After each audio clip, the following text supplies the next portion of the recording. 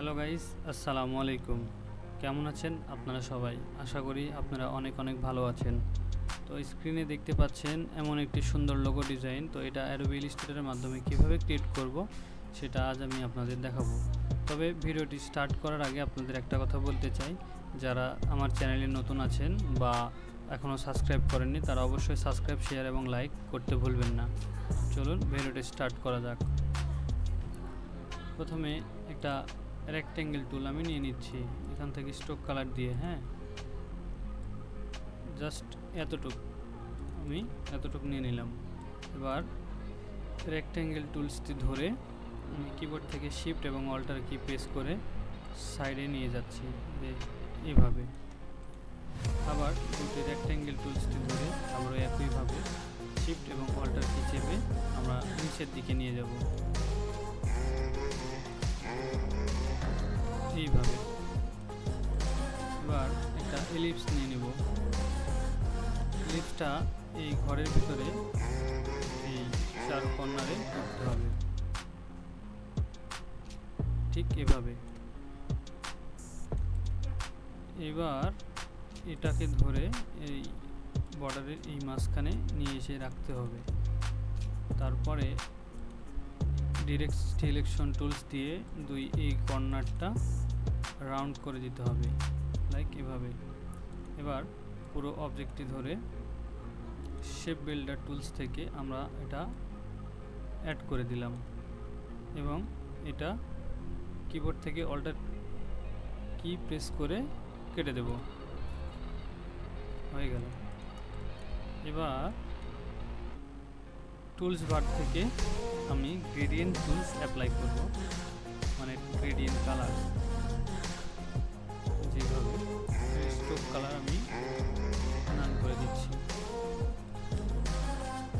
Gradient colour আমি এটা দিয়ে দিচ্ছি, আর এই গ্রেডিয়েন্টটা এটাই থাকবে।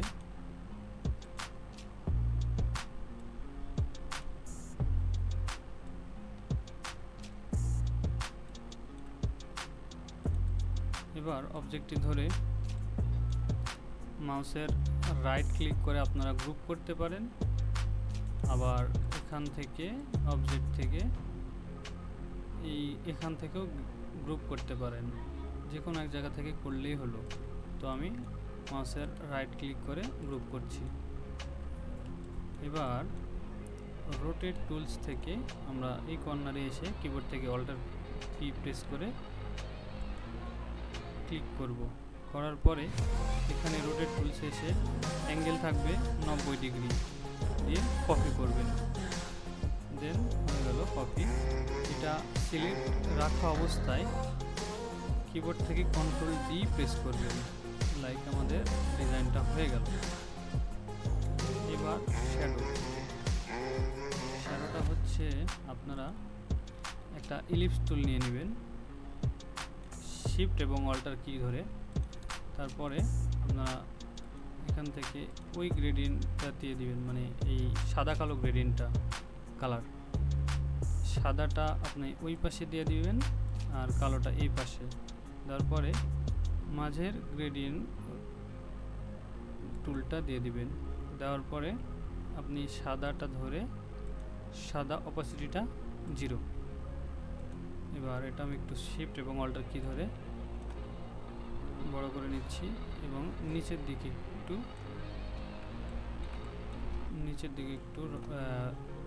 নিচের দিকে নিয়ে যাব, এভাবে। এবার এখানে দিয়ে দিচ্ছি, মাউসের রাইট ক্লিক করে অ্যারেঞ্জ সেন্ড টু ব্যাক।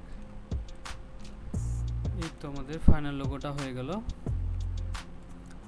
আপনাদের কার লোগোটা দেখতে ভালো লাগছে এবং ভালো লেগেছে কমেন্টে অবশ্যই জানাবেন, এবং পরবর্তী ভিডিও কি চান আপনারা দেখতে অবশ্যই আমাকে কমেন্টে জানাবেন। তো ধন্যবাদ সবাইকে।